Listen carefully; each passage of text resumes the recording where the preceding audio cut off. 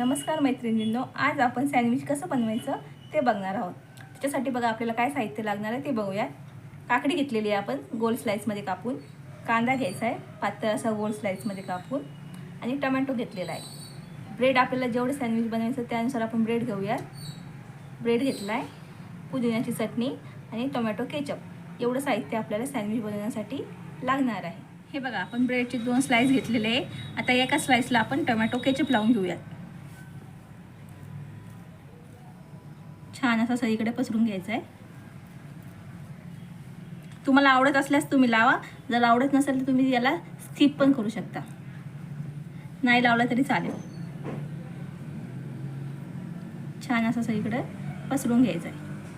आता इथे आपण ही पुदिन्याची चटणी लावून घेऊयात आपली। छान अशी सगळीकडे पसरून घ्यायची आहे। पुदिन्याच्या चटणीमुळे आपलं सँडविच जे त्याची चव एकदम छान लागते।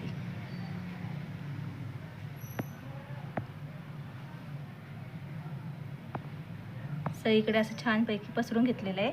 आता आपण काकडी ठेवूयात,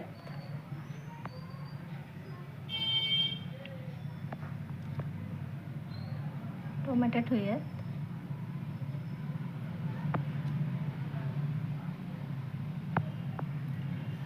आणि जो कांदा आपण कापलेला आहे पातळ असा गोल तो ठेवूयात।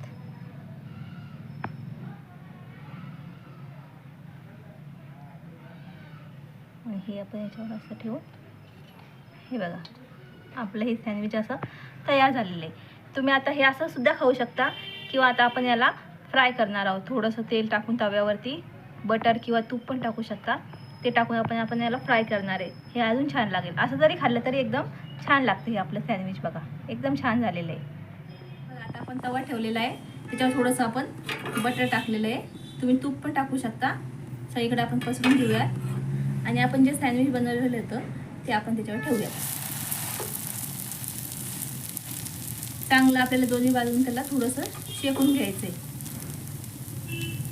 जर तुम्हाला शेकायचं नसेल, तुम्ही आपण जसं बनवलं आहे तसं पण खाल्लं तरी एकदम छान लागतं, किंवा असं तरी थोडंसं त्याला फ्राय जरी केलं ना तरी असं एकदम छान असं लागतं। हे बघा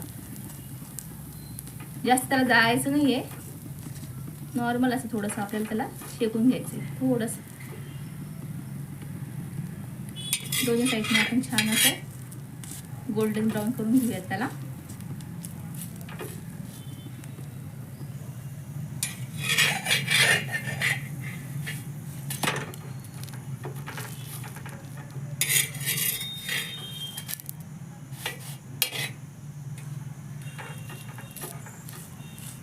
हे बघ छान असं तयार झालेलं आहे। आता आपण याला कट करूया। तुम्हाला काढून कट करून दाखवते मी आता। हे बघा आपलं सँडविच तयार झालेलं आहे। आता आपण याला कट करूया।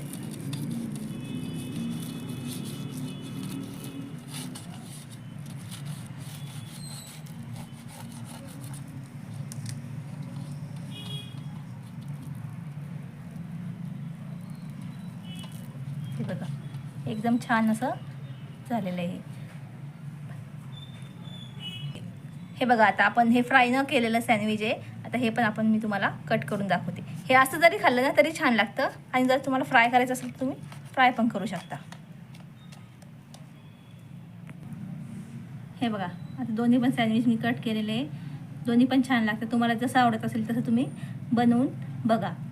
हे बघा आपलं सँडविच तयार झालेलं आहे खाण्यासाठी एकदम